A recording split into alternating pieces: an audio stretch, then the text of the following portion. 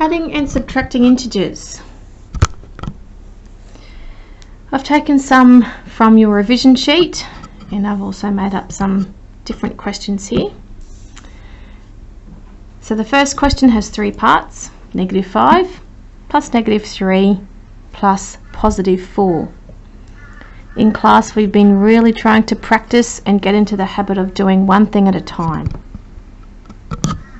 If we have starting at -5 and go 3 places to the left, you end up on -8.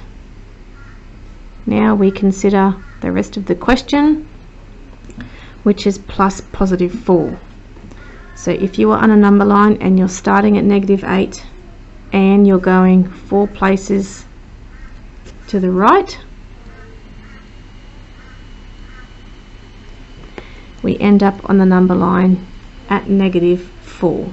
Start at -8 and go 4 places to the right, back towards the 0. This one is a much bigger number.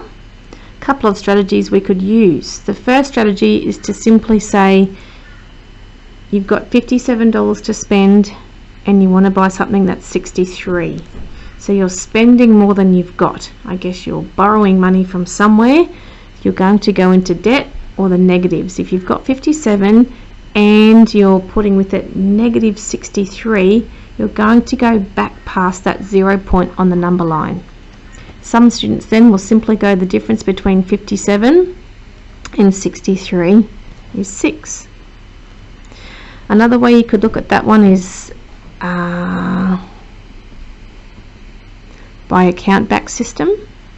So let's break this into going back 50 spots and then going back another 13 spots, because together they make you 63. If you're at 57 and first of all go back 50, okay, you will get to +7 on the number line. Now let's consider going back the extra 13 places to the left. So you've got the 50 and the 13, which together make up our -63.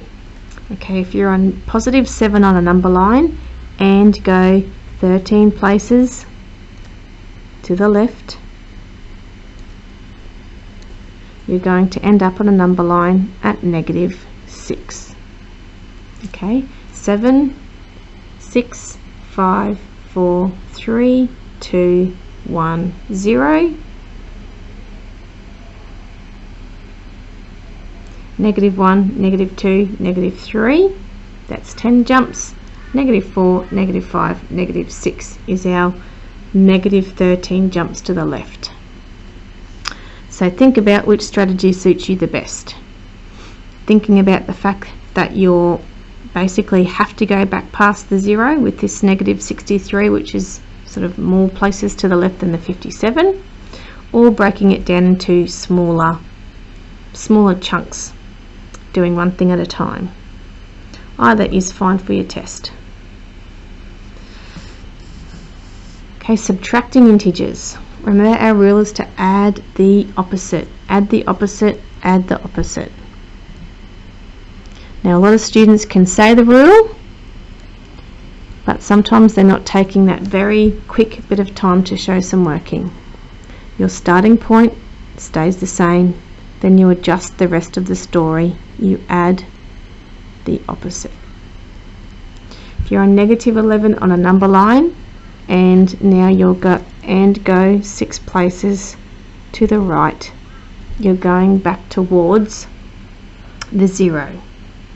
Okay, so you're moving right, you will end up at -5. Okay, again a bigger question, or the same type of question but with some bigger numbers. Starting point stays the same, -76. The rule is to add the opposite. Add the opposite of +12 is -12. Okay, so now we're starting at -76 and we're going another 12 places to the left because it is a -12. 76. If you think about going 10 places to the left, you'll get to negative 86, and you'll go another 2 spots to make up your 12, negative 88. Final question, subtraction but with 3 parts, giving you a guide as to what sort of questions might be on the test. Okay, starting point has to stay the same. With these ones in class, I say my first line of working is to add the opposite. So we add the opposite, add the opposite.